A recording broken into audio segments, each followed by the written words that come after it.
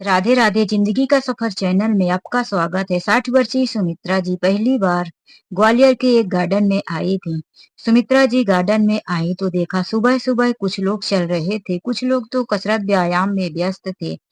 वहीं सुमित्रा जी एक कुर्सी में कोने पर बैठी हुई अपने घुटने पे हाथ रखे अपने अतीत में खोई हुई थी। वह मन में सोच रही थी कि जब वह अपने गांव में रहती थी तो एक नर्स हुआ करती थी। सरकारी हॉस्पिटल में उनकी अच्छी तनख्वाह थी, लेकिन अब वह रिटायर हो चुकी थी। फिर भी उनका अपने गांव में किसी चीज की कमी नहीं थी। सुमित्रा जी के पति भी व्यापारी थे, अच्छा खासा कमा लेते थे। उनके जीवन में किसी चीज की कमी नहीं थी। सुमित्रा जी अब रिटायर हो चुकी थी और उनके पति 5 साल पहले इस दुनिया को छोड़कर चले गए थे। सुमित्रा जी का एक बेटा जब पिताजी जिंदा थे तभी ग्वालियर पढ़ने के लिए गया था, लेकिन वो वहीं का रह गया। पिताजी के मरने के समय पर आया, 13वीं तक रुका, उसके बाद जल्दी ही ग्वालियर वापस चला गया था। वह वहीं पढ़ाई करके ग्वालियर की ही एक लड़की को पसंद कर लिया और फिर उसकी मर्जी के हिसाब से सुमित्रा जी और उनके पति ने बेटे की शादी कर दी। बहू भी अपने पति यानी कि प्रकाश के साथ ग्वालियर में ही रहने लगी थी। बहू और बेटा दोनों नौकरी करते थे। सुमित्रा जी अपने पति के साथ अपने घर संसार में सुखी थी, लेकिन पति के जाने के बाद सुमित्रा जी काफी अकेली हो गई थी। उनके पति का खेती जमींदारी तो कुछ नहीं था, लेकिन अपना एक प्यारा सा मकान था। उसी में सुमित्रा जी रहती। आस पड़ोस के लोग अच्छे थे, आते जाते सुमित्रा जी का हाल पूछ लिया करते थे। जब पहली बार सुमित्रा जी की बहू माँ बनी थी तो सुमित्रा जी ग्वालियर आई थी और अपनी बहू की खूब सेवा की। उसके बाद वह वापिस अपने गांव चली गई थी, लेकिन फिर से 3 सालों बाद बहू माँ बनने वाली थी, दूसरा बच्चा आने वाला था। इसीलिए प्रकाश ने माँ को कहा, माँ तुम मेरे साथ ग्वालियर चलो, पहला बच्चा भी अभी छोटा है और दूसरे बच्चे की भी देखरेख करने के लिए कोई नहीं है। सुमित्रा जी बेटे के साथ ग्वालियर आ गई थी। इस बार भी वह अपने बहू की खूब सेवा की। बहू को दूसरी बार बेटी हुई। अब बहू के 2 बच्चे, एक बेटा और एक बेटी। अब 3-4 महीने गुजर गए थे सुमित्रा जी को ग्वालियर में रहते हुए। वह घर के सारे कामों में व्यस्त रहा करती थी। अब बहू भी थोड़ा बहुत काम करने लगी थी और अब वह ऑफिस भी जाने लगी थी। सुमित्रा जी पूरा दिन घर का काम करती और बच्चों को संभालती थी। वह सुबह सुबह गार्डन में जाने के लिए बेटे से कहने लगी, बेटा तुम दोनों जब बाहर चले जाते हो तो मैं पूरा दिन घर में पैक रहती हूँ। इसीलिए सुबह जब तुम दोनों घर में रहते हो तो मैं थोड़ा बाहर टहल के आऊं, मुझे भी बाहर की हवा पानी सूट करेगी। बेटा ने कहा, ठीक है माँ, यही पास में गार्डन है, तुम सुबह सुबह चली जाया करो। फिर हम लोग जब 10:30 बजे ऑफिस के लिए निकल जाएंगे तो तुम घर में बच्चों के साथ ही रहना। माँ को यह बात उचित लगी और गार्डन जाने लगी। सुमित्रा जी आज गार्डन पहली बार आई थी। चारों तरफ पेड़ पौधे और लोगों को अपना कसरत व्यायाम करते देख वह अपने बारे में सोचने लगी। तभी एक 65 वर्षीय बूढ़े व्यक्ति उनके टेबल में एक किनारे बैठते हुए कहते हैं, हंसते रहो मुस्कुराते रहो, पिछले गम में खोए रहोगे तो गम कभी जाने वाला नहीं। सुमित्रा जी उनकी तरफ देखी और थोड़ा मुस्कुरा दी। अब वह व्यक्ति बोले, ऐसा लग रहा है कि आप पहले दिन ही गार्डन में आई हैं। क्या आप कहीं बाहर से आई हैं? सुमित्रा जी ने कहा, जी हाँ, आज मैं पहली बार ही गार्डन से आई हूँ। मैं तो गांव में रहती हूँ, अभी नई हूँ ग्वालियर में, अपने बेटे बहू के साथ रहने आई हूँ। तो वह व्यक्ति बोले, मेरा नाम जवाहरलाल है, मैं यही गार्डन के पास में ही रहता हूँ। आपको दुखी मन देखा इसीलिए सामने से ही बोल दिया। मेरी बातों का बुरा मत मानना, लेकिन उदास रहने से कुछ नहीं मिलने वाला, जिंदगी कितनी बची हुई है। वह ये कहकर चले गए तो सुमित्रा जी मन में सोचने लगी कि जिसके जीवन में गम होता है वही तो सोचता है, जिसने कभी गम देखा ही ना हो तो वह क्या सोचेगा। वह जवाहरलाल के बारे में ऐसा सोची और फिर लोगों को देखने लगी कि कुछ बूढ़े व्यक्ति जूते पहन पहन कर कैसे चल रहे थे, कुछ बूढ़ी औरतें थी जो बड़ी तेजी से चल रही थी, अपने अपने सेहत का सब ध्यान रख रहे थे। सुमित्रा जी कुछ बैठी रहीं और फिर उठकर चली गईं। दूसरे दिन फिर सुमित्रा जी आई तो फिर से उसी गार्डन में जवाहरलाल जी उन्हें देखे और तेज तेज चलते हुए उनके पास से गुजरते हुए उन्हें राम राम करके चले गए। सुमित्रा जी उनकी तरफ फीकी सी मुस्कान लेकर दोनों हाथ जोड़कर राम राम किया और फिर वहीं बैठी रहीं। आज तो बस कोई ज्यादा बात नहीं हुई। सुमित्रा जी अब रोज पार्क में जाने लगी थी। जवाहरलाल जी तो रोज आते ही थे। फिर तीसरे दिन सुमित्रा जी फिर से गार्डन में गई तो उन्हें फिर से जवाहरलाल जी दिख गए। आज सुमित्रा जी थोड़ा लेट गई थी। जवाहरलाल जी ने कहा, आज आप थोड़ा लेट हैं, हम सबके जाने का समय हो गया है। तो सुमित्रा जी ने पूछा, हम सब कितने लोग? आपके भी और साथ में है क्या कोई? जी हाँ, मेरा एक वृद्ध पुरुष महिलाओं का ग्रुप है। हम सब सुबह में साथ में आते हैं, चलते हैं, बातें करते हैं, मनोरंजन करते हैं और एक दूसरे का सुख दुख बांटते हैं। मैं तो कहता हूँ आप भी मेरे वृद्ध महिला पुरुष के ग्रुप में जुड़ जाइए, आपको भी अच्छा लगेगा। आप जिस तरह से उदास रहती हैं देख लीजिएगा, आपकी चेहरे से उदासी कोसों दूर चली जाएगी। सुमित्रा जी उनकी तरफ देखते हुए बोले, हाँ क्यों नहीं, मैं भी आपके ग्रुप में जुड़ जाऊंगी। मुझे क्या करना होगा? जवाहर जी बोले, कुछ करना नहीं है, आज तो हम सब जा रहे हैं, कल आप आइए, कल अपने ग्रुप के लोगों से मिलवाता हूँ। आज सुमित्रा जी ठीक समय पर पहुंच गई। अभी जवाहर जी अपने ग्रुप के साथ बैठकर कसरत कर रहे थे, बातें कर रहे थे। तभी सुमित्रा जी को देख अपने तरफ बुला लिए। सुमित्रा जी गईं। वहां पर करीब 8-10 लोग थे, जिनमें से वृद्ध महिलाएं और 3-4 वृद्ध पुरुष भी थे। सुमित्रा जी को पहचान करवाते हुए जवाहर जी ने कहा, दोस्तों यह हमारे ग्रुप की नई मेंबर है, इनका नाम आप ही बताइए। इतना कहकर हंस दिए तो उन्होंने हाथ जोड़ते हुए कहा, नमस्ते नमस्ते जी, मेरा नाम सुमित्रा है। तो सभी महिला पुरुष ने उन्हें नमस्ते किया और अपना अपना परिचय दिया। फिर वह भी बैठ गई और उनके साथ बातें करने लगी। आज सुमित्रा जी बहुत दिनों के बाद किसी से खुलकर बातें की थी। आज उन्हें बहुत अच्छा लग रहा था। घर में तो वह पूरा दिन बच्चों को संभालती, बेटा और बहू ऑफिस चले जाते, बस वह एक आया बनकर रह गई थी। कम से कम गांव में थी तो उनके अड़ोस पड़ोस के लोग आते जाते हाल पूछ लिया करती थी। अपना गांव का खुला खुला घर होता था, दूसरों से मिलना जुलना भी होता था। और यहाँ फ्लैट में आकर वह पैक्सी हो गई थी।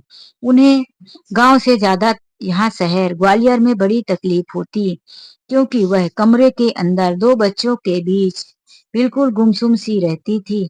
एक उम्र होती है बच्चे संभालने की, जब इंसान अपने बच्चे संभालता है, व्यस्त रहता है, तो सब कुछ भूल जाता है। लेकिन जब अपना जीवन साथी छोड़ इस दुनिया से चला जाए तो फिर किसी भी काम में मन नहीं लगता, चाहे वह अपने पोते पोतियों को संभालने की ही जिम्मेदारी क्यों ना हो। हर टाइम वह भी नहीं किया जा सकता और ना हर टाइम उसी में मन लगा रहता।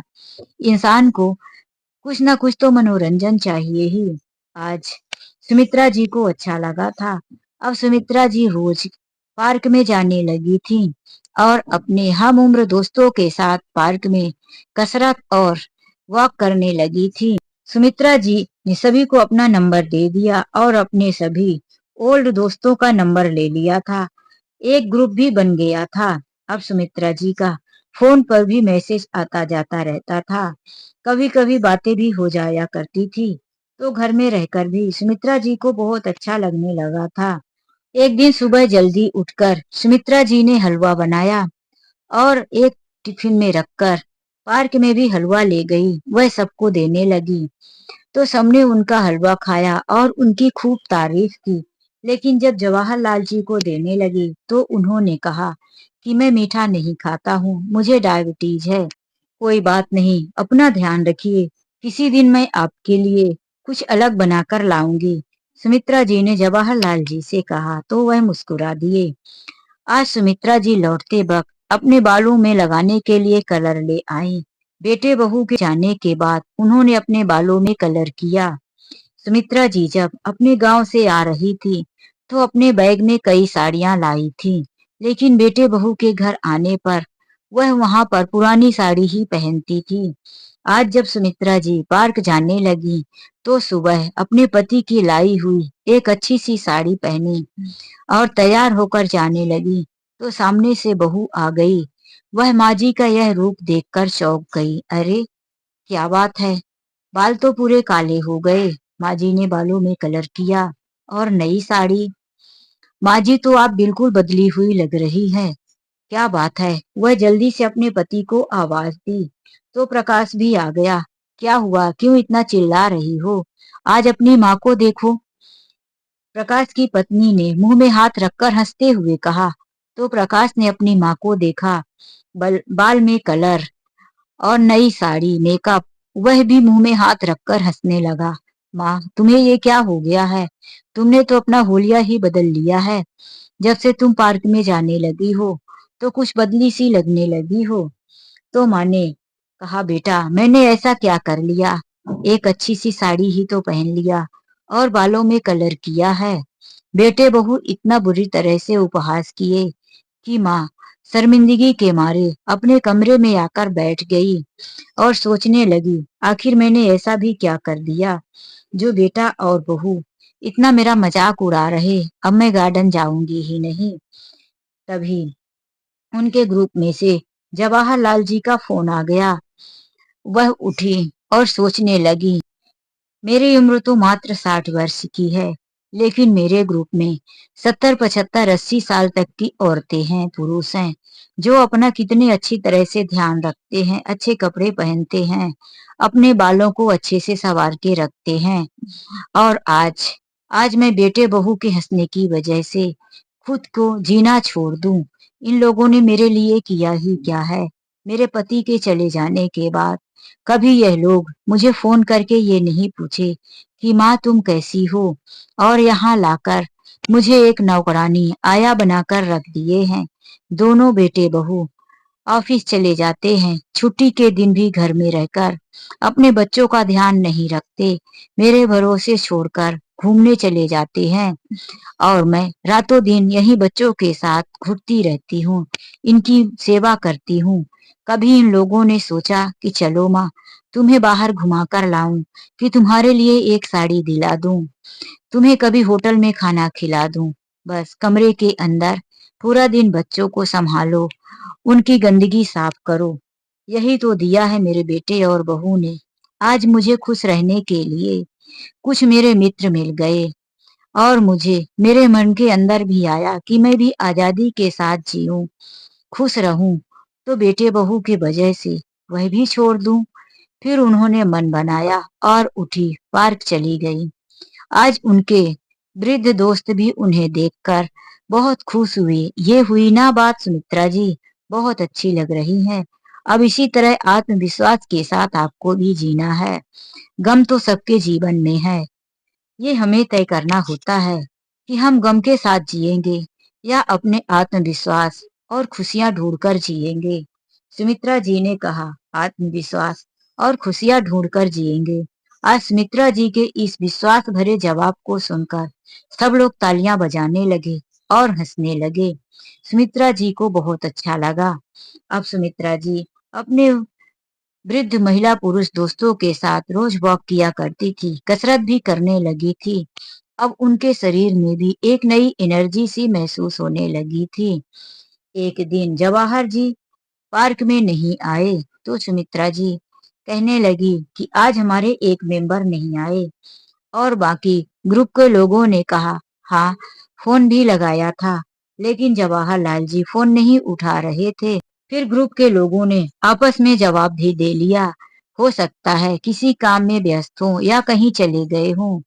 फिर किसी ने कहा, ऐसा होता तो वह हमें मैसेज करते। पता नहीं क्या बात हो गई। सुमित्रा जी भी सुनती रह गई। 2 दिन भी नहीं आए, तो तीसरे दिन सुमित्रा जी जब पार्क से सुबह निकली, तो उनके पैर अचानक ही जवाहरलाल जी के फ्लैट की तरफ बढ़ चले। वह उनके घर पहुंची, उनका दरवाजा खटखटाई, तो कुछ ही समय के बाद जवाहर जी झुके हुए दीवार के सहारे आकर दरवाजा खोले, सामने सुमित्रा जी खड़ी थी।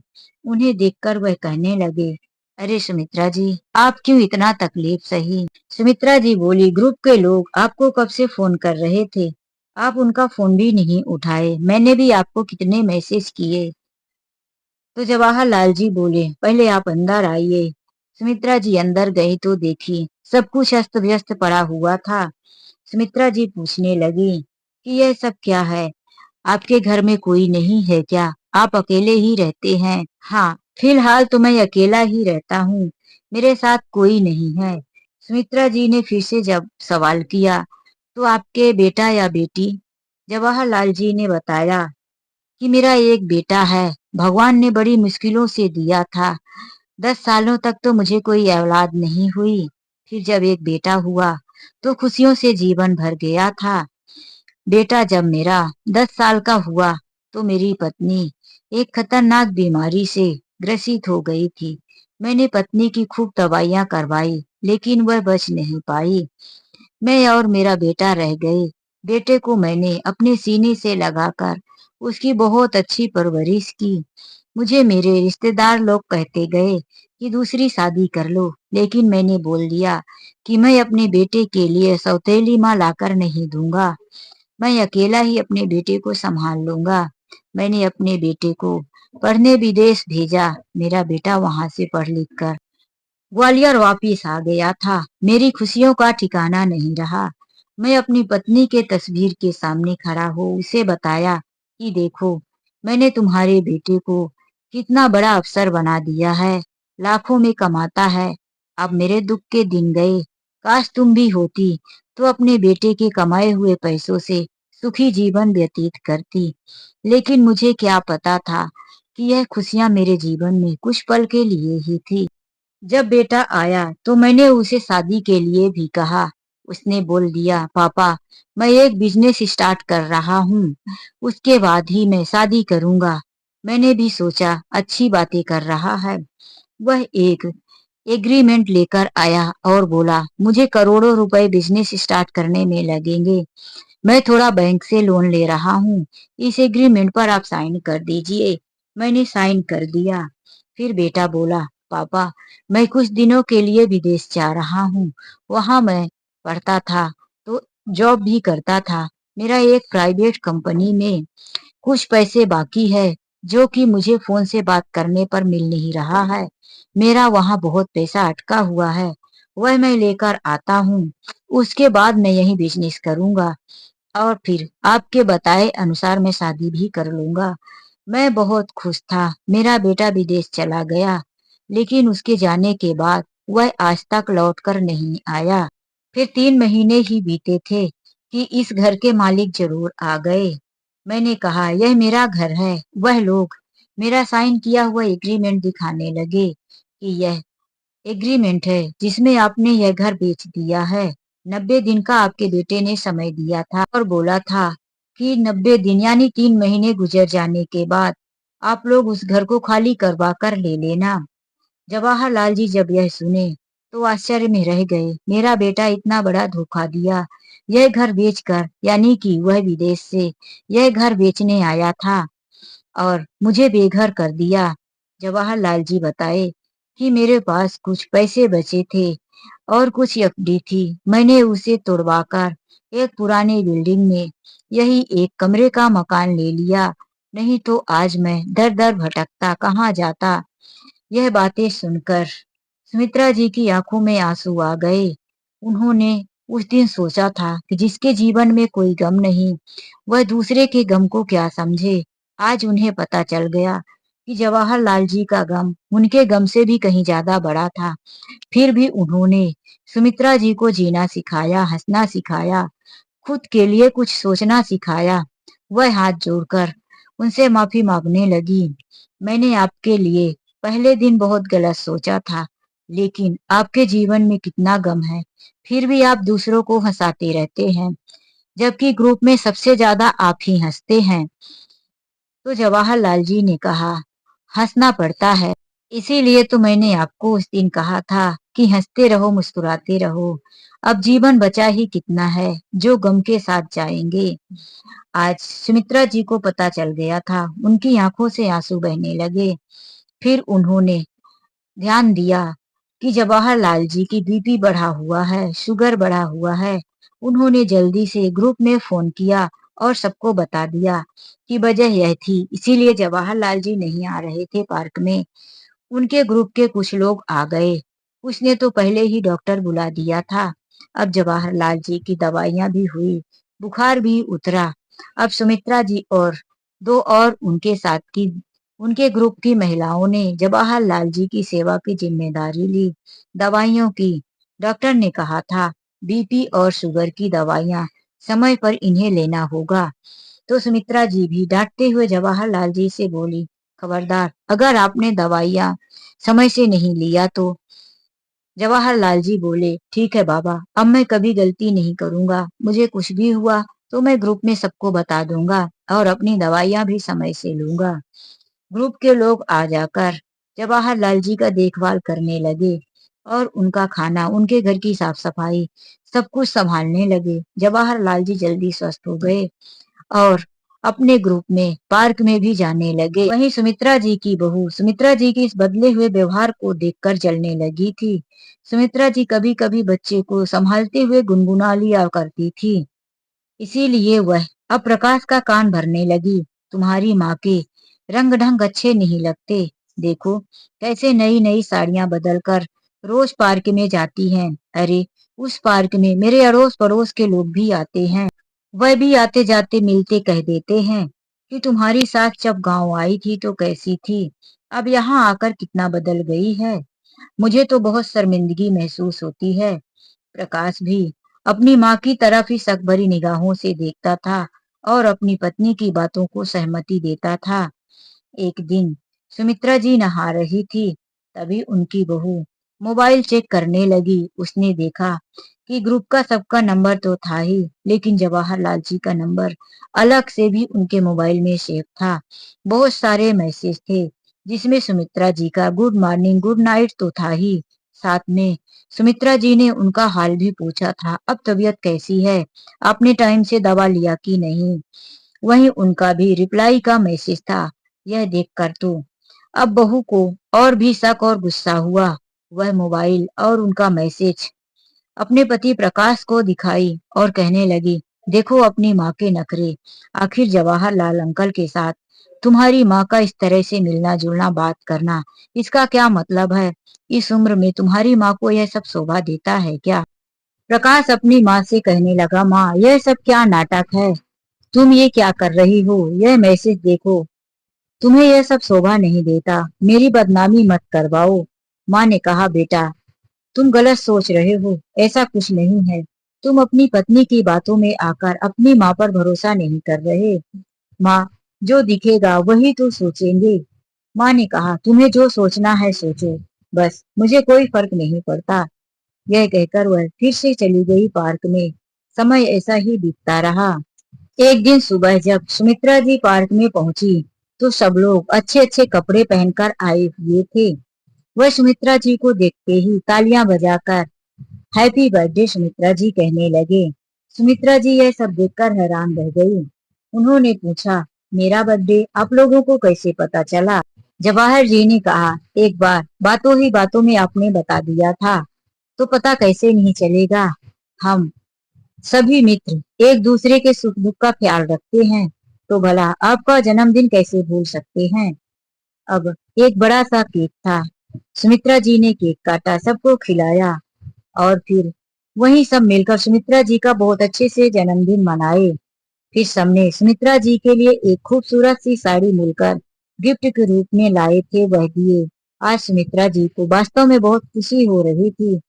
वह जब घर गई तो साड़ी टेबल पर रखकर किचन में आ गई थी। तभी उनकी बहू आकर साड़ी देखी और कहने लगी, वाह प्रकाश, तुम कितनी सुंदर साड़ी लाए हो मेरे लिए।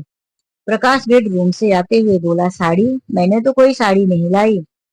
साड़ी उठाकर बहू हाथ में ली हुई थी कि सुमित्रा जी बाहर आई और कहने लगी, बहू यह साड़ी मेरी है, आज मेरा जन्मदिन है। मेरे दोस्तों ने मुझे सरप्राइज कर दिया, मेरा जन्मदिन बनाया और मुझे गिफ्ट के रूप में यह साड़ी दी है। बहू वह साड़ी हाथ में लेते हुए बोली, माँ जी, साड़ी बड़ी खूबसूरत और महंगी लग रही है। आपके किस काम की? यह साड़ी मुझे अच्छी लगेगी, मैं रख लेती हूँ। तो सुमित्रा जी ने कहा, नहीं बहू, यह साड़ी तुम नहीं रख सकती। यह मेरे लिए अनमोल है। मेरे दोस्तों ने अपने पैसे इकट्ठा करके मुझे दिया है। यह साड़ी मैं किसी और को नहीं दूंगी। वह बहू के हाथ से साड़ी ले ली। बहू का मुंह देखने लायक ही था। वहीं पर प्रकाश, माँ, तुम्हारा जन्मदिन है? सॉरी माँ, मुझे तो याद ही नहीं रहा। सुमित्रा जी सोचने लगी कि किस तरह से मैं प्रकाश का जन्मदिन मनाया करती थी। इसके जन्मदिन के दिन पूरा दिन सुबह से लेकर मैं किचन में इसके पसंद का खाना, इसके दोस्तों के पसंद की चीजें बनाती। फिर ये अपने दोस्तों को बुलाता और घर में पार्टी देता। केक काटने के बाद जब सभी दोस्त चले जाते थे तो कहता, माँ, अब कब मेरा जन्मदिन आएगा? पूरा 1 साल रह गया, मुझसे इंतजार नहीं होता, जल्दी जल्दी क्यों नहीं आता? तो दोनों पति पत्नी हंसने लगते और कहते, बेटा प्रकाश, तू कहे तो मैं तेरा जन्मदिन हर महीने बना दिया करूंगा। चल ठीक है। तो प्रकाश अपनी माँ की बातें सुनकर खुश हो जाता। प्रकाश के मम्मी पापा एक दूसरे की तरफ देखकर हंसने लगे। आज सुमित्रा जी यह बातें सोचकर उनकी आंखों में आंसू आ गए और बेटे को जन्मदिन उनका याद भी ना रहा। वह साड़ी कमरे में रखी। तभी बहू ने आवाज दिया, माँ जी, हम दोनों जाने वाले हैं, जल्दी से हमारा टिफिन तैयार कर दो। सुमित्रा जी किचन में जा ही रही थी कि अभी प्रकाश नहा कर आया था तो उसने पानी गिरा दिया था। माँ का पानी में पैर पड़ा और फर्श से फिसल गया। सुमित्रा जी वहीं पर गिर गई। उनके कमर में काफी चोट आई। घुटने में उनके फ्रैक्चर आ गया। वह तड़प कर वहीं रोने लगी। प्रकाश और बहू दोनों घर पर ही थे। प्रकाश माँ को हॉस्पिटल लेकर गया तो पता चला उनके घुटने में जो हड्डी रहती है कटोरी टाइप पर, वह खिसक कर दूसरी जगह चली गई है। वह काफी समय तक चल फिर नहीं सकती। उनके पैर में पक्का प्लास्टर चढ़ गया। कमर में काफी दर्द था। फ्रैक्चर तो नहीं आया था, लेकिन दर्द बहुत हो रहा था। दवाइयां लेने और प्लास्टर चढ़वाने के बाद सुमित्रा जी अब बेड रेस्ट में ही चली गई थी। वह कई दिनों तक सुबह पार्क नहीं गई तो उनके ग्रुप के दोस्तों का मैसेज आने लगा, फोन भी आने लगा था। सुमित्रा जी ने बता दिया कि मेरी थोड़ी तबीयत ठीक नहीं है, मैं कुछ दिनों तक पार्क नहीं आ सकती। इधर बहू भी अब ऑफिस से छुट्टी ले ली थी क्योंकि माँ तो उठ नहीं पा रही थी, तो उसके दोनों बच्चों को कौन संभालता। बहू घर पर ही थी। प्रकाश ऑफिस गया था। तभी ग्रुप के कुछ लोग सुमित्रा जी के घर आ गए। बहू ने दरवाजा खोला। इतने सारे ओल्ड पुरुष महिला को देखकर उसका मूड चढ़ गया, लेकिन वह सब सुमित्रा जी के पास पहुंच गए। सभी दोस्तों के हाथ में कुछ न कुछ खाने पीने को था। सब लोग सुमित्रा जी के साथ बैठकर खाए, पार्टी जैसा बनाए और कहने लगे कि आप अकेले नहीं हो, फोन पर बातें कर लिया करो। अगर कहो तो हम आपके घर वापिस आ जाएंगे। सुमित्रा जी मन ही मन में पहले ही बहुत घबराई थी कि बहू को अब गुस्सा आएगा, लेकिन वह मुस्कुराते हुए बोली, ऐसी कोई बात नहीं है, मैं जल्दी ही ठीक हो जाऊंगी और आप लोगों के साथ वापिस पार्क में आऊंगी। यहाँ बहू सच में जली भुनी जा रही थी। सब लोग घंटे भर जब पार्टी मनाए उसके बाद चले गए तो सुमित्रा जी की बहू आकर कहने लगी, माँ जी, वैसे तो आप दर्द दर्द का बहाना बनाकर बिस्तर से उठती ही नहीं है और आज दोस्तों के साथ बैठकर कैसे बातें कर रही थी, खिलखिलाकर हंस रही थी। अब बहुत हो गया आपका नाटक। आज प्रकाश आए तो मैं उनसे बात करती हूँ। आपके रंग ढंग बिल्कुल बदल गए हैं। आप पहले जैसा बिल्कुल नहीं रही। सुमित्रा जी ने कहा, बहू, यदि घर में कोई आ जाए तो उनसे बात करना पड़ता है। मैं उनके आने पर उन्हें भगा तो नहीं सकती थी। और तुम भी तो पार्टी करती हो, तुम्हारे भी ऑफिस के कुछ दोस्त आते हैं, महिला पुरुष सभी आते हैं। तुम सबसे हंसकर बातें करती हो, घर पे बैठाती हो, उन्हें बनाकर चाय नाश्ता कराती हो। तो मैं तो तुम्हारे चरित्र पर उंगली नहीं उठाती, कभी तुम्हें गलत साबित नहीं करती। तो फिर तुम आज मेरे दोस्तों के आने पर ऐसा क्यों कह रही हो? बहू ने पलटकर जवाब दे दिया, माँ जी, यह मेरा घर है, मेरे घर में मेरी मर्जी, मैं जो चाहे करूं। आज सुमित्रा जी को बहुत बुरा लगा। उन्हें एहसास हुआ कि मैं अपने घर में नहीं हूँ। बहू ने जब कह दिया कि यह मेरा घर, वह बात उनके कलेजे में कांटे की तरह चुभ गई। लेकिन एक महीना बीता, उनके पैर का प्लास्टर निकला और सुमित्रा जी अब फिर से चलने फिरने लायक हो गई थी। अब वह उदास सी रहने लगी थी। उनको हर वक्त यही खटकता कि यह मेरा घर नहीं है, मैं बहू के साथ परायों जैसे रह रही हूँ, इसीलिए मेरी मर्जी उसके घर में नहीं चलेगी। तो सुमित्रा जी ने एक दिन फैसला किया, बेटा, तुम्हारी पत्नी ने कह दिया कि यह मेरा घर है। इस घर में मैं जैसे चाहूं जैसे रहूं, जो मर्जी करूं, लेकिन मैं अपनी मर्जी का नहीं कर सकती। तो फिर मैं तुम्हारे घर में क्यों रहूं? सुमित्रा जी का इतना पेंशन आता था कि वह अपना अकेले का खर्च चला सकती थी। इसीलिए उन्होंने अपने लिए एक सस्ता सा मकान देख लिया किराए से और उसी में रहने चली गई। अब तक वह अपने पेंशन का सारा पैसा बेटे को दे दिया करती थी, लेकिन अब वह सोच ली, मेरा इतना सब कुछ करने के बाद भी मेरा यहाँ कुछ नहीं है, तो फिर मैं क्यों रहूं? अब सुमित्रा जी अपने कमरे में खुश रहती, अपनी मन मर्जी करती। अब वह दोनों टाइम सुबह शाम पार्क चली जाया करती थी। उन्होंने बच्चों की जिम्मेदारी भी छोड़ दी थी। प्रकाश का मन करता तो वह माँ से बच्चों को लेकर मिलने आ जाता था, लेकिन बहू यह भी नहीं कि वह कभी सास से मिलने भी नहीं आई। अब सुमित्रा जी के घर उनके सभी दोस्त जब चाहे आ जाया करते थे। जवाहरलाल जी तो सुबह शाम सुमित्रा के घर में चाय पीने आते थे। सुमित्रा जी अब बड़ी प्रसन्न रहने लगी थी। एक दिन सुमित्रा जी अपने घर में सोई हुई थी, तभी उनका बेटा और बहू उनके घर पहुंच गए। सुमित्रा जी उन्हें साथ देखकर बोली, आओ बेटा बहू, कैसे आना हुआ? दरवाजे पर ही उनकी बहू कहने लगी, माँ जी, यह सब क्या चल रहा है? आपने तो हमें कहीं का नहीं छोड़ा। सुमित्रा जी ने कहा, मैंने ऐसा क्या कर दिया बहू, जो तुम्हें कहीं का नहीं छोड़ा? तो उनकी बहू कहने लगी, जवाहरलाल अंकल के साथ आपका क्या रिश्ता है? वह सुबह शाम आपके घर आते हैं। सोसाइटी वालों ने मेरा जीना हराम कर दिया है। मेरी सभी सहेलियां थूकती हैं कि तुम्हारी बुढ़ी सास इस उम्र में इश्क लड़ा रही है। उन्हें शर्म नहीं आती? यह सब क्या कर रही है? सुमित्रा जी ने बोला, तुम्हारी सहेलियों ने कहा और तुम मान ली। तुम्हें और तुम्हारी सहेलियों को किसी के जीवन पर उंगली उठाने और बोलने का क्या अधिकार है? जब तक मैं अकेली रोती और परेशान थी, तो मेरा कोई सहारा बनने नहीं आया।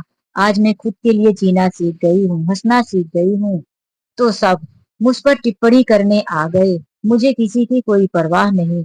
मेरी मर्जी, यह मेरा घर है, मैं जो चाहूँ करूँ। तुमने यही जवाब दिया ना अपने घर में। अब बेटा भी साथ में था, कहने लगा, माँ, यह तुम क्या कह रही हो?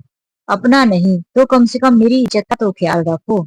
सुमित्रा जी ने कहा, बेटा, मुझे सबकी इज्जत का ख्याल है। तुम अपनी पत्नी को संभालो और अपने घर जाओ। बेटा बहू अभी मुड़कर जाने ही वाले थे कि जवाहरलाल जी सीढ़ियों पर खड़े दिखाई दिए। उन्हें देखकर बहू ने एक तरफ मुंह फेर लिया। जवाहरलाल जी आए और कहने लगे, आओ बच्चों, आज मैं बताता हूँ कि मेरा और रिश्ता इनका क्या है, क्यों मैं सुमित्रा जी के घर रोज आता हूँ, क्यों इनसे बातें करता हूँ। वह कहने लगे, तुम अपनी माँ के बारे में अभी जानते ही कितना हो। भले ही तुम उनके बेटे हो, लेकिन उन्हें समझ नहीं पाए। पार्क में तुम्हारी माँ बेचारी अब तक के गरीब और बेसहारा 20 बच्चों को जोड़ लिया है। वह शाम और सुबह अलग अलग ग्रुप बनाकर बच्चों को ट्यूशन देती है। तुम्हारी माँ एक बहुत बड़ा क्लासेस खोलना चाहती है, लेकिन अभी तक हमें ऐसी जगह नहीं मिली और न हमारी व्यवस्था हो पाई है। हम अपने ग्रुप और तुम्हारी माँ के साथ मिलकर एक एनजीओ में बात किए हैं, जिसमें हम एक ऐसा स्कूल खोलेंगे जिसमें गरीब अनाथ बच्चों को फ्री में शिक्षा दी जाएगी। हम इसीलिए तुम्हारी माँ के पास आते हैं, उसी बात पर चर्चा करते हैं। आज यह पेपर देखो, हमें अनुमति मिल गई है और हमें एनजीओ की तरफ से हमें स्कूल टाइप पर एक बहुत बड़ी जगह मिल गई है, जिसमें हम अपना स्कूल खोलेंगे, गरीब बच्चों को पढ़ाएंगे। हमारे ग्रुप में से जो अभी काम कर सकते हैं वह उसी स्कूल में काम करेंगे, बच्चों को शिक्षा देंगे। सुमित्रा जी ने इशारा करते हुए मना किया कि मत बताओ, लेकिन जवाहरलाल जी जोश में आकर सारी बात बता दिए।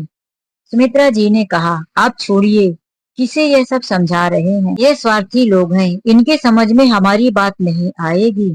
और रही रिश्ते की बात, तो मैं बहुत ही जल्द बता दूंगी कि मेरा क्या रिश्ता है आपके साथ। इन्हें थोड़ा इंतजार करने दीजिए। यह कहकर वह जवाहरलाल जी को घर पे बुलाई और दोनों साथ चाय पीकर बातें करने लगे। अब उनका एक अपना स्कूल हो गया था। अब तक उनके स्कूल में 35-40 बच्चे आ गए थे। धीरे धीरे देखते ही देखते उनके स्कूल में बहुत सारे बच्चे आने लगे। उनके स्कूल का नाम होने लगा। उनके स्कूल का नाम सुनकर मीडिया वाले भी आते रहते थे। कई बार तो उनके स्कूल के बारे में पेपर में भी छापा गया कि गांव से सीधी सादी एक रिटायर्ड नर्स महिला जो शहर में आकर गुमसुम और सिर्फ अपने पोते पोतियों की गंदगी साफ करती थी, लेकिन उन्होंने फिर जीना सीखा और गरीब बच्चों के लिए एक स्कूल खोला, उन्हें सहारा दिया और खुद भी जीने की नई राह सोची। उनकी शाबाशी वाहवाही चारों तरफ होने लगी थी। एक दिन अपने ही स्कूल में बहुत बड़ा प्रोग्राम रखा गया। उनके स्कूल में पढ़ रहे सभी बच्चे और उनके माता पिता को भी बुलवाया गया। वहीं सुमित्रा जी ने अपने बेटे और बहू को भी बुलवा लिया था। उनके पार्क में आने वाले सभी वृद्ध महिला पुरुष भी शामिल थे। जवाहरलाल जी तो आगे बढ़ चढ़ कर ही भाग ले रहे थे। अब स्कूल पर स्टेज सजाया गया था। एक कुर्सी में जवाहरलाल जी बैठे थे और वहीं माइक पर सुमित्रा जी कुछ भाषण दे रही थी। पहले तो सुमित्रा जी ने बहुत सारी मोटिवेशनल बातें कही।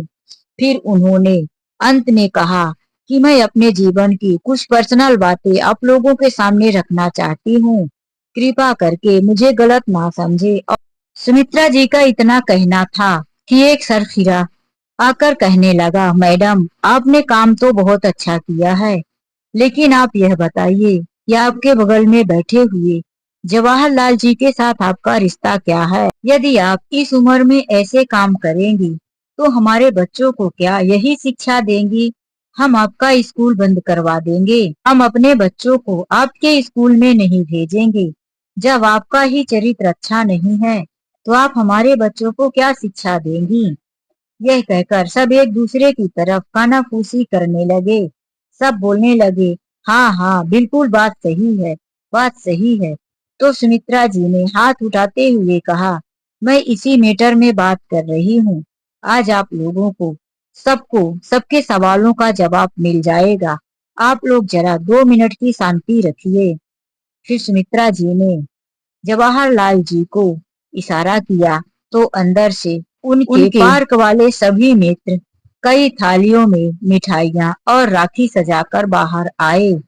आज रक्षाबंधन का ही दिन था। सुमित्रा जी ने कहा, जैसा कि आप लोगों को सबको पता ही होगा कि आज रक्षाबंधन का दिन है। तो सबने कहा, हाँ तो इसमें क्या बड़ी बात है। सब लोगों ने जब थालियों में से कपड़ा हटाया तो राखी और मिठाइयाँ थी। सुमित्रा जी ने कहा, आज मैं आप लोगों को अपने रिश्ते का सबूत देना चाहती हूँ। उन्होंने एक राखी उठाई और जवाहरलाल जी के हाथ में राखी बांधी और उन्हें मिठाइयाँ खिलाई। थाली टेबल पर रख सभी ग्रुप के मेंबर्स एक दूसरे को राखी बांधे। सबने मिठाइयाँ खिलाई। फिर सुमित्रा जी स्पीकर संभालते हुए कहने लगी, हम सभी ग्रुप के मेंबर एक दूसरे के दोस्त, भाई बहन, सुख दुख बांटने वाले हैं। मैं इस शहर में अकेली थी और इस दुनिया में भी अकेली पड़ गई थी। मेरे पति के जाने के बाद जवाहरलाल जी एक ऐसे इंसान थे जिन्होंने मुझे जीना सिखाया, मुझे दुख से निकलने का सहारा दिया। इस दुनिया में दो ही व्यक्ति ऐसे होते हैं जो एक औरत को सिखा सकते हैं। एक होता है अपना पति जो अच्छी राह और भले की बात सिखाता है। दूसरा होता है अपना भाई जो औरत को अच्छी राह और उसकी रक्षा करता है। तो पति तो मेरे मुझे छोड़कर पहले ही चले गए। फिर मुझे कोई दूसरा मर्द मिला जो है जवाहरलाल जी। उन्होंने मुझे जीने की नई राह दी, मुझे दुखों से निकलने का सहारा दिया। तो वह है मेरे बड़े भाई। अब सभी सवाल करने वाले लोगों की नजरें झुक गई थी। सबने तालियां बजाना शुरू किया। जवाहरलाल जी माइक संभालते हुए बोलने लगे, अभी तक सुमित्रा जी ने जो भी की, मैंने सुमित्रा जी को जीने की नई राह सिखाई है। तो मैं इस काबिल तो खुद को नहीं समझता, लेकिन मुझे आज बड़ी खुशी है कि मैं इस जीवन में अकेला पड़ गया था, लेकिन भगवान ने मुझे एक छोटी बहन के रूप में सुमित्रा जी को भेज दिया है। वरना हम तो पहले ही पेड़ से सूखे पत्ते की तरह गिरकर इधर उधर उड़ते जा रहे थे। ना कोई मंजिल था, ना कोई सहारा। मैं खुद ही सुमित्रा जी की हिम्मत को दाद देता हूँ, उन्हें धन्यवाद कहता हूँ, जो आज यहाँ तक वह मुझे लेकर आई और आज आप सब लोगों के सामने खड़े होने का, बोलने का मौका मिला। यह कहकर जवाहरलाल जी दोनों हाथ जोड़े और अपनी जगह पर बैठ गए। अब तालियों की गूंज से पूरा स्कूल का माहौल खुशनुमा हो गया था। वहीं पर प्रकाश और उसकी पत्नी का मुंह नीचे हो गया था। तो दोस्तों, यह कहानी आप लोगों को कैसी लगी, लाइक और कमेंट करके जरूर बताएं। तो चलिए मिलते हैं ऐसी एक नई कहानी के साथ। आज के लिए बस इतना ही। राधे राधे, जय श्री कृष्णा।